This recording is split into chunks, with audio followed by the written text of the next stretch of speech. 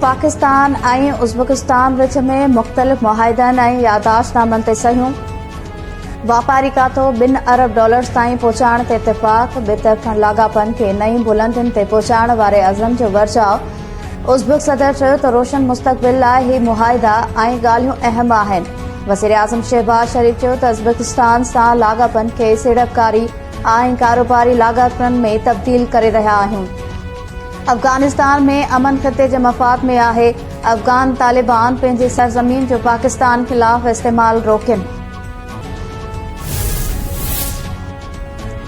सियासी तौर कंहिंखे निशानो बणाइण जा हामी न आहियूं। PTI बानी जे दौर में इंतकामी कार्रवायूं कंदे शहबाज शरीफ़, मुंहिंजी पुफी ऐं ॿियनि सियासी अॻवाननि खे गिरफ़्तार कयो वियो।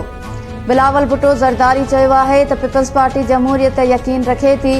हिन वक़्तु पीपल्स पार्टी वटि अक्सरियत नाहे, फ़ैसिला नथी करे सघे। People's party chairman Bilawal Bhutto Zardari ऐं वॾो वज़ीर सैयद मुराद अली शाह कुंडरी पहुची विया। मांझाकर में नवाब मोहम्मद यूसुफ टालपुर जी वफ़ात ते वारसनि सां ताज़ियत। पीपल्स पार्टी चेयरमैन MP नवाब तैमूर टालपुर ऐं नवाब यूनुस टालपुर सां संदसि वालिद जे विछोड़े ते ताज़ियत करे दुख जो इज़हार कयो। बिलावल भुट्टो जी आमद वक़्तु सिक्योरिटी जा सख़्त इंतज़ाम।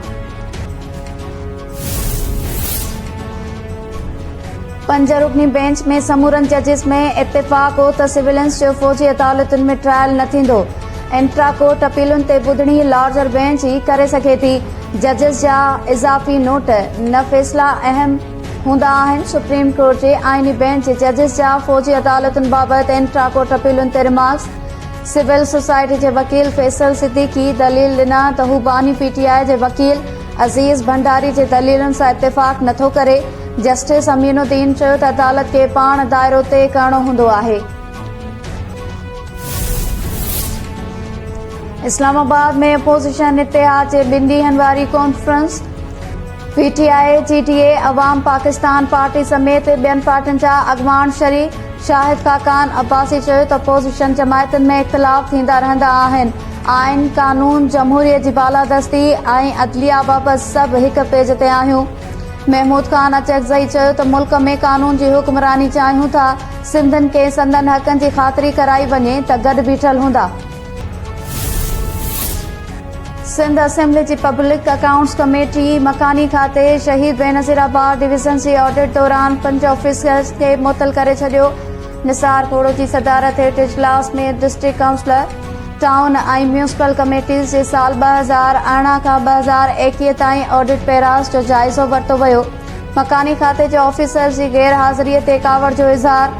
ज़िले काउंसिल जो chief officer, municipal committee Nawabshah जो म्यूनिसिपल ऑफिसर, टाउन कमेटी भिरिया, टाउन कमेटी जाम नवाज़ अली ऐं टाउन कमेटी कंडियारी जा टाउन ऑफिसर मुअतल। ज़िले काउंसिल नौशरो फिरोज़ में घोसड़ू मुलाज़िमनि जी निशानदही लाइ DC खे हिदायतूं जारी। नौशरो फिरोज़ ऐं सां ज़िले काउंसिल जे चेयरमैन्स तरफ़ां चीफ ऑफिसर्स बदिरां पंहिंजनि सहियुनि सां 24 करोड़ ऐं 45 करोड़ रुपयनि जूं NITs जारी करण जो बि इंकशाफ। DG ऑडिट एतिराज़ वारियुनि ते जांच जो हुकुम ॾेई छॾियो। ज़िले काउंसिल सांगढ़ जे चेयरमैन जे गाॾीअ लाइ माहवार 1200 लीटर पेट्रोल जारी करण ऐं पेट्रोल ते 46 लख रुपया ख़र्च थियण जो एतिराफ़ जो बि इंकशाफ। निसार खोड़े चयो त PSC चेयरमैन खे माहवार 300 लीटर खां वधीक पेट्रोल नाहे त पोइ ज़िले काउंसिल जे चेयरमैन खे माहवार 1200 लीटर पेट्रोल कीअं ॾिनो वेंदो आहे।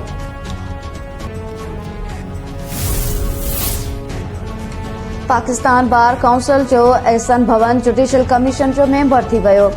वकील अख्तर हुसैन जी इस्तीफ़ा सबब जुडिशियल कमीशन में हिकु सीट खाली हुई।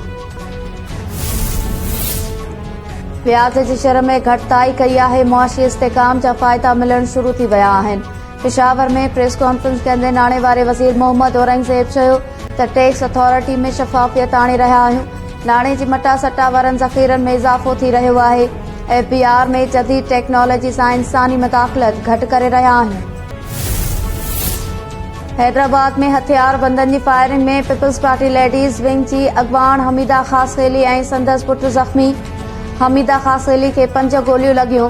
ॻणती जोगी हालत में सिविल अस्पताल मुंतक़िल।